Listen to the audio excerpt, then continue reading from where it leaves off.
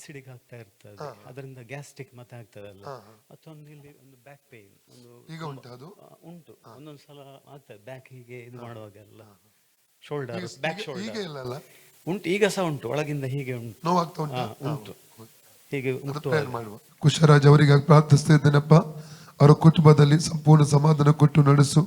ವಿಶೇಷವಾಗಿ ಅವರ ಮಗನಿಗಾಗಿ ಪ್ರಾರ್ಥಿಸ್ತಾನೆ, ಕೃತಿನ್ಗಾಗಿ ಪ್ರಾರ್ಥಿಸ್ತಾನೆ.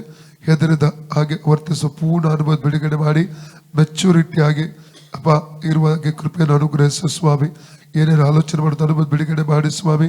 ಅವ ಟೆನ್ಷನ್ ಇಂದ ಬಿಡುಗಡೆ ಮಾಡಿ ಅವ ಹೊಸ ಆರೋಗ್ಯ ಮಗನ ಶರೀರದಲ್ಲಿ ರಿಲೀಸ್ ಮಾಡಬೇಕಾಗಿ ಕರ್ತನೆ ಕೇಳಿಕೊಳ್ತಾರೆ ಸ್ವಾಮಿ. ಅದೇ ರೀತಿಯಲ್ಲಿ ಕರ್ತನೆ ಆ ಸಹೋದರ ಕುಶರಾಜ್ ಅವರ ಹೆಂಡತಿ ಮತ್ತು ಇವರ ಒಳ್ಳೆ ಸಂಬಂಧಕ್ಕೆ ಪ್ರಾರ್ಥಿಸ್ತಾರಪ್ಪ. ಕುಟುಂಬ ಜೀವಿತದಲ್ಲಿ ಸಮಾಧಾನ ಕೊಡು, ಐಕ್ಯತೆ ಕೊಡು, ನೆಮ್ಮದಿ ಕೊಡು, ಅದ್ಭುತ ಮಾಡಬೇಕಂತ ಕೇಳಿಕೊಳ್ತಾ ಇದ್ದೇನೆ ಸ್ವಾಮಿ. ಅದೇ ರೀತಿ ಕರ್ತನೆ ಇದನ್ನ ಮಾತು ಕೇಳಿ ಇವರು ಅಸಡ್ಡೆ ಮಾಡೋ ಅನುಭವದಿಂದ ಪೂರ್ಣ ಬಿಡುಗಡೆ ಮಾಡಬೇಕಂತ ಕೇಳಿಕೊಳ್ತಾರೆ ಸ್ವಾಮಿ.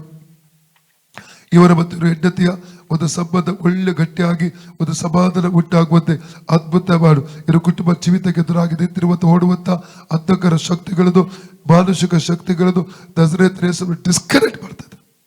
ಕುಟುಂಬ ಸಮಾಧಾನ ಸಂತೋಷ ಉಂಟಾಗಲಿ, ಫ್ರೀಡಮ್ ಸಂಭವಿಸಲಿ. ಅದೇ ತೀರಿ ಕೃತಿ ಪೂರ್ಣ ಬಿಡುಗಡೆಗೆ ಹೋಗಿ ನಾರ್ಮಲ್ ಸ್ಥಿತಿಗೆ ಬಂದು ಜೀವಿಸುವಂತ ಕೃಪೆಯನ್ನು ಅನುಗ್ರಹಿಸು.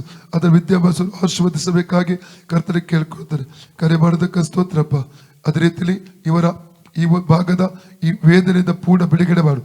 ರೈಟ್ ನಾವು ಆ ರೋಗಾತ್ಮಕ ಪಡೆಕೊಳ್ತಾರೆ. Out Jesus, out Jesus, out Jesus, ಸೌಖ್ಯವಾಗಲಿ, ಔಟ್ ಜೀಸಸ್. ಈಗ ನೋಡಿ ಅಲ್ಲಿ